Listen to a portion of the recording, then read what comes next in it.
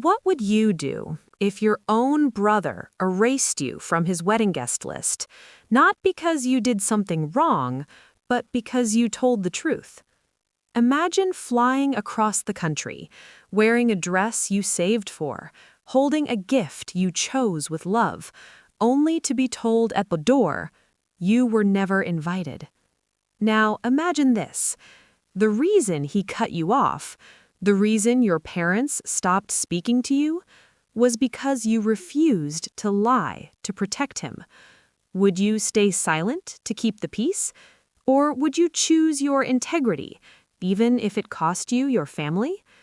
Tonight's story is about betrayal dressed as success, about being labeled the problem when you were simply honest, about a sister who was erased until one envelope exposed everything.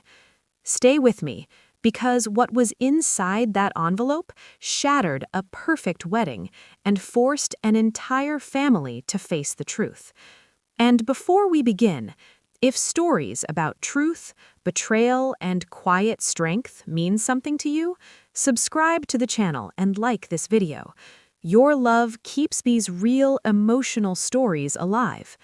Now, take a deep breath, because this isn't just a wedding story. It's about what happens when the invisible child finally refuses to stay invisible. My name is Alara Bennett. I'm 29 years old. 3 months ago, I flew from Seattle to New York for my brother's wedding. I wasn't sure I should go. I hadn't received an invitation. No email, no call, nothing. But I told myself maybe it was a mistake. Families make mistakes, right? When I arrived at the venue, a glass rooftop overlooking the Hudson, the hostess checked the guest list once, twice, then looked at me the way people look at strangers who wandered into the wrong life.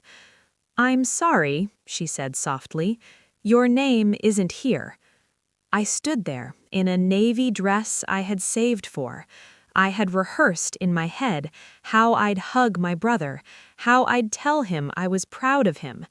Instead, I felt like I was trespassing in my own bloodline. So I called him. He picked up on the third ring. Music and laughter roared behind him. "Alara, what are you doing?" "I'm downstairs," I said. "They're saying I'm not on the list." A pause, then a sigh. "That's because you weren't invited." It didn't feel real. "I'm your sister." "Look," he said, his voice dropping lower, "this wedding is important. Investors are here, clients, influential people. I can't have drama." Drama. I swallowed. "I just wanted to congratulate you." "You've always made things complicated," he replied. "Let's not do this today." And then he hung up. I didn't cry. Not there. Not in the lobby filled with crystal and champagne. I simply walked to the gift table and placed down the small white envelope I had brought with me. It didn't look like much, just paper. But inside that envelope was something that would unravel everything he believed about himself. Hours later, when he opened it in front of 300 guests, his hands started shaking, and he hasn't stopped calling me since. But I never answered. Before I tell you what was inside that envelope, let me take you back. I grew up in a brownstone in Brooklyn. From the outside, we looked like the perfect family. My father ran a financial firm. My mother hosted charity galas. My older brother, Adrian, was the golden child, captain of debate, straight-A student, future CEO. And then there was me. I was quiet, observant, the kind of child who watched instead of demanded. I loved books. I loved drawing. I loved sitting on the fire escape at night, listening to the city breathe. Adrian loved attention. He got the bigger room, the private tutors, the summer programs in Switzerland. My parents attended every one of his award ceremonies. When I was 12, I won a statewide writing competition. The ceremony was on the same night as Adrian's college acceptance party. My parents chose the party. They sent a driver to pick up my certificate. That was the night I understood something important. In my family, achievement only mattered if it matched their idea of success. At 17, I received a full scholarship to Columbia's journalism program. I thought maybe, just maybe, this would make them proud. My father looked at the letter and said, "Journalism doesn't build empires." My mother added, "You could still transfer into business after the first year." Adrian smirked and said, "Or she could just follow my footsteps and save everyone the embarrassment." I went anyway, and I went alone. College was the first place I felt visible. My professors knew my name. My classmates respected my work. I wrote investigative pieces that uncovered corruption in local nonprofits. I interned at small publications. I learned how to listen to stories no one else wanted to hear. And slowly, quietly, I built something. After graduation, I moved to Seattle. I didn't tell my family until after I'd signed the lease. I started working for an independent news outlet. Long hours, small paychecks, but my byline began to appear in places that mattered. My parents never asked about my work. Adrian called occasionally, mostly to update me on his promotions. Senior partner at 32. Luxury condo, engagement to a venture capitalist's daughter. Every conversation felt like a performance review I had already failed. Then, 2 years ago, something changed.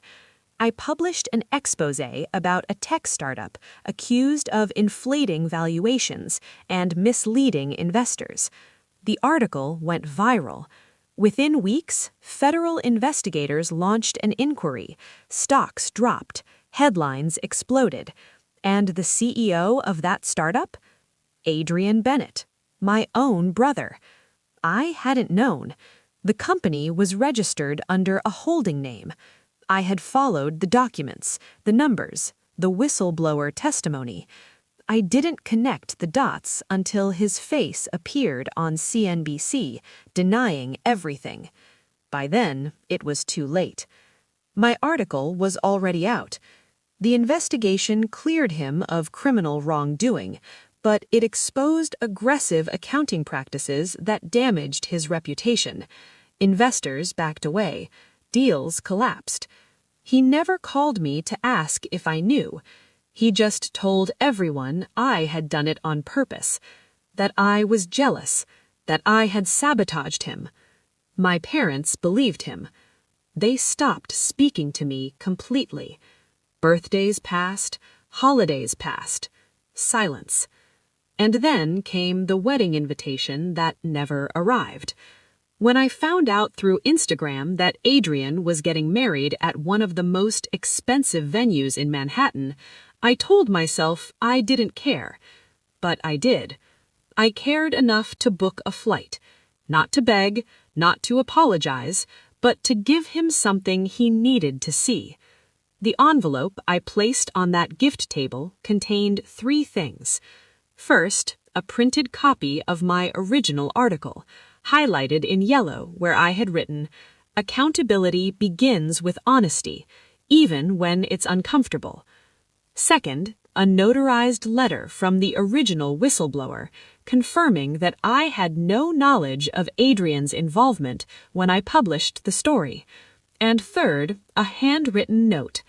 It said, "You always told people I tried to destroy you. The truth is, I was just doing my job. I never used your name. I never mentioned our family. You chose to make me the villain. I chose to tell the truth. I hope you understand the difference." That was it. No insults, no revenge, just truth. At the reception, in front of investors and in-laws and old money families, he opened that envelope expecting maybe a petty gesture. Instead, he found evidence that the narrative he'd built about me wasn't real. Guests began whispering. His new father-in-law reportedly asked, "Is this the sister you said was unstable?" And suddenly, the story he'd told about me began to crack. When my phone started ringing that night, I was already at JFK, waiting for my flight back to Seattle. He called me 18 times. My mother called 9. My father left a voicemail saying, "We need to talk about what you've done." I didn't answer, because for the first time in my life, I understood something powerful. Silence can be a boundary. A week later, my mother showed